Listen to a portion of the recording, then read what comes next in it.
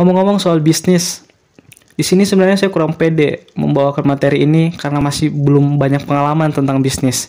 Tapi di sini saya sambil belajar dengan membaca dan juga menonton beberapa video yang membahas soal bisnis.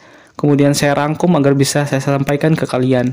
Tentunya saya juga akan memberikan pengalaman walaupun cuma sedikit tentang bagaimana caranya membangun sebuah bisnis dengan modal nekat. Karena waktu channel ini dibangun dan beberapa bisnis lainnya itu hanya bermodalkan nekat tanpa memiliki pengetahuan ataupun skill. Karena di video kali ini kita membahas bisnis mulai dari nol, maka saya akan mulai dengan mindset atau pola pikirmu dulu. Sebelumnya saya ingin bertanya kepada kalian semua, apakah kalian membuat bisnis itu hanya untuk mencari uang, atau membuat bisnis untuk menyelesaikan masalah orang lain? Dua hal ini sangat penting menurut saya dalam membangun sebuah bisnis bermodalkan nekat. Memang sih kedua-duanya itu akhirnya pasti uang, tapi cara mereka mendapatkan uang itu punya jalan berbeda. Di sini saya nggak akan menjawab kedua pertanyaan itu atau memberikan informasi. Justru saya ingin memberikan tantangan ke kalian semua untuk mencari jawaban itu sendiri. Kalian pilih salah satu dari dua pertanyaan itu dulu, jika kalian memang ingin menjadi orang sukses. Sebelum membangun sebuah bisnis, kalian harus bangun mindset atau pola pikir dulu. Saya mau jadi apa ke depannya? Saya mau buat bisnis yang seperti apa? Oh, saya pengen buat bisnis yang bisa membantu banyak orang, agar tidak perlu lagi membuang-buang waktunya hanya untuk hal sepele. Nah, pola pikir seperti itulah yang harus kalian bangun dulu. Jika kalian sudah benar-benar punya pola itu, baru kalian ke tahap selanjutnya, tahap membuat konsep bisnis. Konsep bisnis ini adalah sebuah rancangan yang dibuat untuk mencapai suatu tujuan tertentu. Nah, untuk memulai bisnis itu diperlukan sebuah perencanaan yang matang, mulai dari membuat visi misi, apa yang menjadi tujuan untuk membangun bisnis itu, dan hal apa saja yang perlu dilakukan untuk mencapai tujuan itu. Setelah itu, selanjutnya itu kalian menentukan kriteria. Apakah kalian ingin buat bisnis berdasarkan kebutuhan atau kelangkaan? Jika kalian memilih kebutuhan, maka kalian harus pandai dalam menentukan produk yang memiliki nilai, memiliki manfaat, dan juga relevan untuk konsumen, sehingga nantinya konsumen puas dengan pelayanan kalian. Sedangkan jika kalian memilih kelangkaan, maka yang harus kalian lakukan adalah belajar untuk melihat situasi. Kira-kira nih, jenis usaha apa yang belum ada sama sekali dan mencukupi kebutuhan?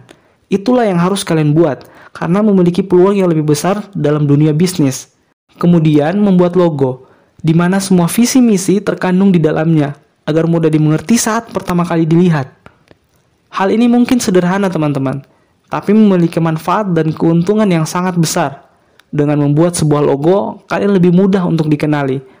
Ketika konsumen ingin kembali berkunjung ke tempat kalian, atau mengarahkan konsumen baru ke tempat kalian, konsumen tidak lagi bingung dalam mencari bisnismu. Setelah semua konsep sudah benar-benar siap, maka tahap selanjutnya itu menentukan target market. Pada siapa kalian menawarkan produk kalian agar benar-benar laku. Kebanyakan pebisnis tidak melakukan hal ini, karena hanya memikirkan konsep dan lupa untuk menentukan siapa target mereka. Dan pada saat memulai bisnis, akhirnya mereka akan bingung dalam mencari konsumen. Padahal ini adalah pondasi untuk membangun sebuah brand.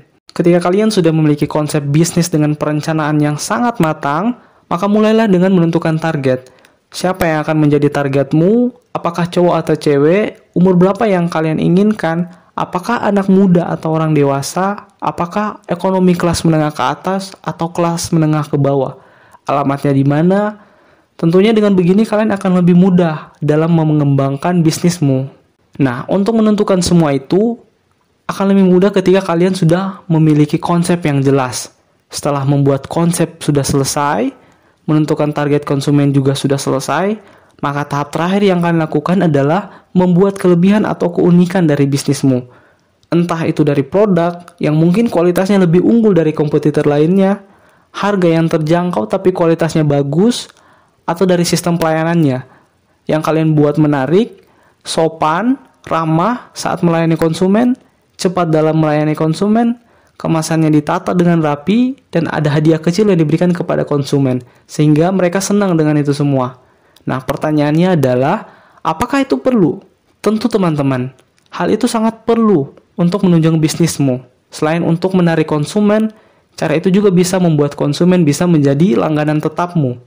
Dan juga untuk menghindari agar orang tidak mudah untuk meniru bisnismu. Sebenarnya masih banyak cara untuk membangun bisnis mulai dari nol dengan modal nekat. Tapi saya rasa 3 tahap ini insya Allah bisa kalian terapkan di awal. untuk membangun bisnismu dengan modal nekat. Intinya, harus selalu optimis, konsisten dalam melakukan setiap hal, dan jangan lupa untuk berdoa dan bersedekah. Mungkin itu saja yang bisa saya sampaikan. Kalau kalian punya masalah dalam bisnis, atau bingung mulai bisnisnya dari mana, silahkan bertanya melalui kolom komentar. Insya Allah akan kami jawab sesuai dengan kemampuan. Sampai jumpa di video selanjutnya. Jangan lupa, tanya kakak.